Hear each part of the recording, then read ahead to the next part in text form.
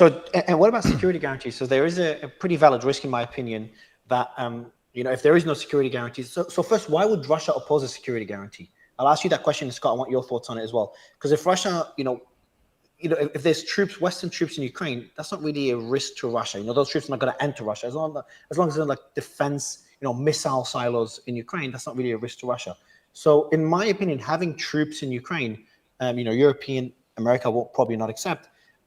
Seems like a valid middle ground for Ukraine to have their security while giving up territory to Ukraine. Your thoughts on this, Matt, and then Scott, more importantly, your thoughts. Yeah, I think Ukraine can and should. One, they're an own independent sovereign nation. They're allowed to partner with and do whatever they want, right? And that includes joining NATO should they choose to. But Scott even knows this. They're far away from joining NATO. They were far, far away from joining NATO in 2022.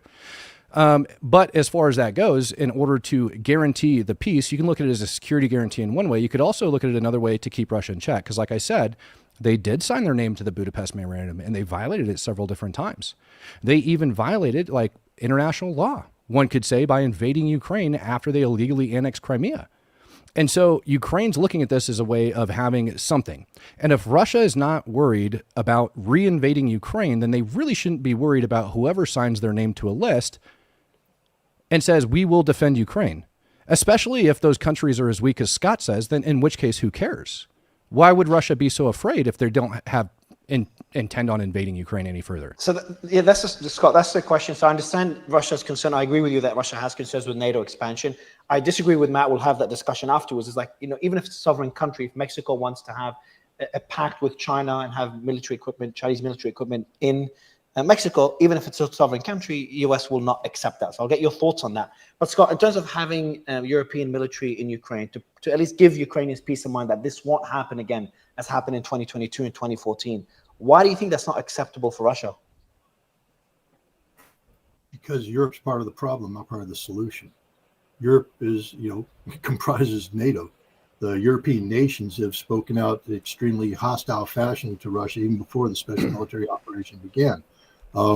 Russia doesn't trust Europe, doesn't trust their long-term intentions. Europe continues to believe that Russia needs to be weakened militarily, economically, politically. Some Europeans even speak about the breaking up of Russia as their ultimate goal and objective. So why in God's name would Russia allow forces from these nations into Ukraine? Ukraine is supposed to be neutral.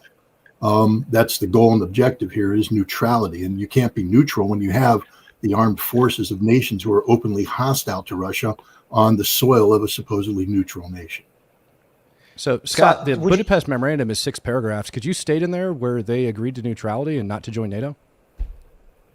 I don't have it right in front of me, so I'd have to review it. But you need to review the 6 paragraphs that you're quoting? First of all, I didn't quote the 6 paragraphs, Matt. This isn't a fucking court of law. It's a cute little game. So just quickly, so Scott, the question I have for you is that I agree with you that Ukraine's neutrality is, but hasn't that ship sailed? I agree that would have been really helpful before the war, but now that Russia has invaded Ukraine, I think having a neutral country that's just been invaded is a bit difficult to achieve.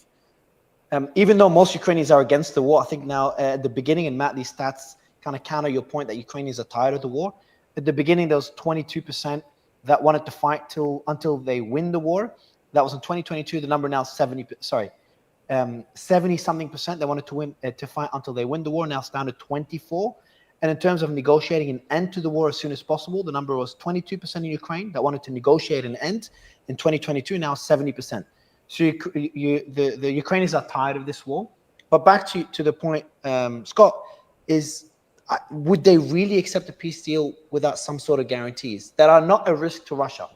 Again, you're missing the point. From the Russian perspective, let me give you a little piece of historical analogy. General Krebs, who was the commander of the German garrison at the final days of the Battle of Berlin, went to General Chuikov, who was the commander of Russian forces, the hero of Stalingrad, and he said, "I'm here to offer terms of our surrender." And Chuikov said, "There will be no terms of your surrender. It will be unconditional surrender." And that's where we're at today. I mean, the Ukrainians can sit here and spin it any way they want to. We can talk about this, that, and the other thing. But unless Ukraine can somehow win on the battlefield, prevail on the battlefield, and get Europe to somehow stand up and impose economic harm on Russia through sanctions and create political difficulties for Russia to isolate Russia diplomatic around the world. Ukraine isn't going to have a vote.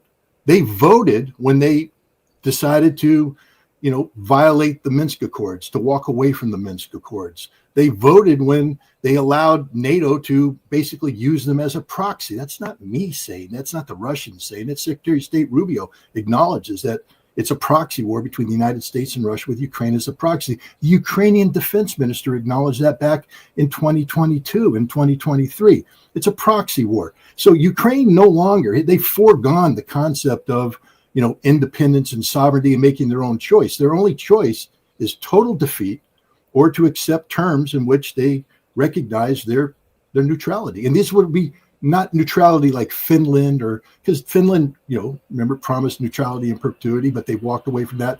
This will be a different kind of neutrality, a Russian imposed neutrality. Russia believes that they can accomplish this. Russia believes they're on the path to accomplishing this. Matt may disagree. The Ukrainians may disagree. History will tell. So, Matt, I'd love you to respond on the point Scott has made, but also take into consideration the numbers I just mentioned, that Ukrainians seem just exhausted from this war and most want an end to it. Doesn't that make it hard for Ukraine on the negotiating table? No, I think when you look at things and you say that, Ukrainians want to have, a peace deal or a peace agreement in order for the war to come to an end, I think most logical people would agree to that, right? But they also didn't lay out what the end terms of that would be. So when we look at surveys like that, we have to take these certain things into account. I honestly, I'll trust some surveys, but I also don't, right? You have to look at the verbiage and you have to think of what people are actually thinking, what the meaning behind that is. I think Scott and I actually did come to an agreement and find some common ground here, which is going to be one, that Russia wants to impose their will on Ukraine, right? And so we both can agree to that. And so I'm glad he came out with that, because that is exactly the reason why Ukraine's not going to agree to anything without any security guarantees.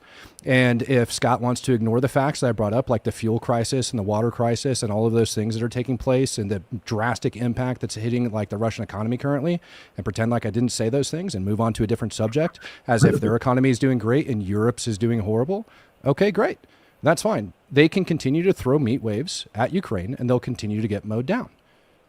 That's it. And so like you and I, Scott, we agree. I'm not bringing up anything like out of context historically or anything like that. Russia wants to impose their will on Ukraine. Ukraine's not okay with that. And unless there is a security guarantee by a foreign nation that is going to ensure and keep Russia at bay, then they're going to continue fighting, because right now they have a line established. And again, it's 10 times harder fighting those dug in positions than it is to do anything else. So why not just sit there and let Russians throw meat wave after wheat wave, especially after Germany just pledged, what, $2 billion?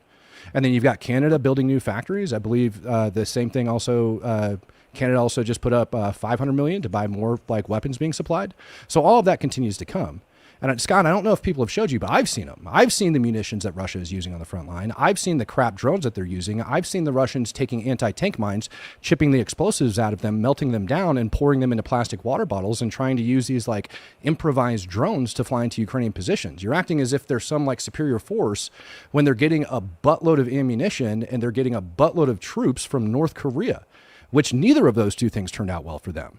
Kim Jong-un was just crying the other day over this crap. They got slaughtered.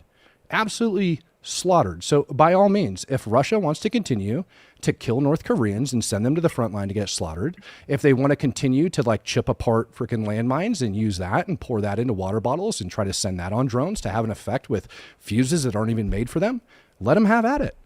Go for it. Everything that you speak of doesn't matter, because the truth is actually on the ground. And as you said, history is going to write itself when this thing ends.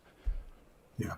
I mean, yeah, Kim Jong-un cried. 101 North Korean soldiers lost their lives and their bodies were brought home and treated like fallen heroes by the North Koreans. 6,000, I believe, North Korean troops were deployed into the Kursk region. 101 certainly isn't slaughtered. And the last time I checked, 80,000 Ukrainians became casualties because of their Kursk incursion. They're no longer in Kursk.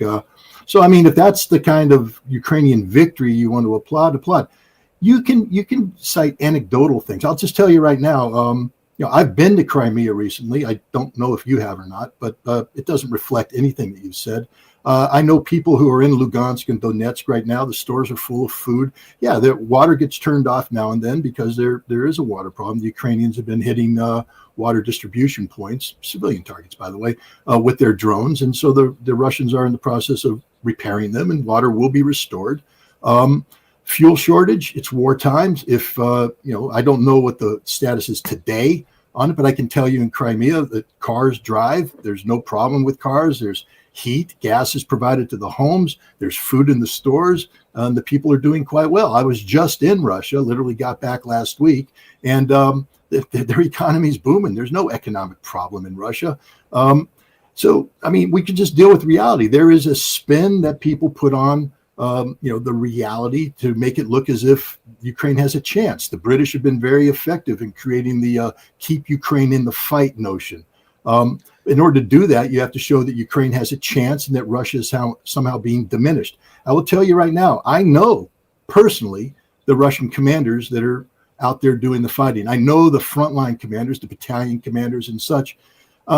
Russia has very modern weapons. They have sufficient ammunition, and they're very comfortable with their tactics.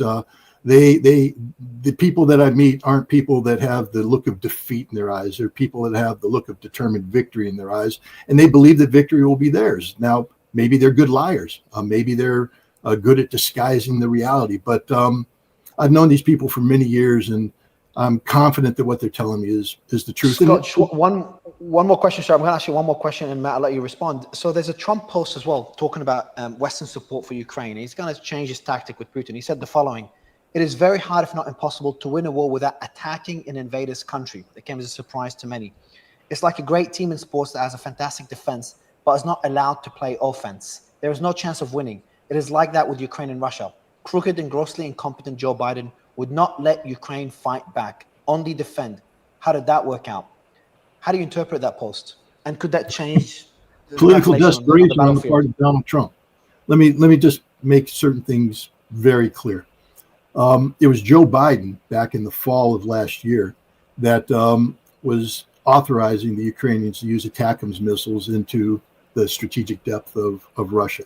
The Russians, because of this authorization, together with similar actions by the British and the French, changed their nuclear doctrine.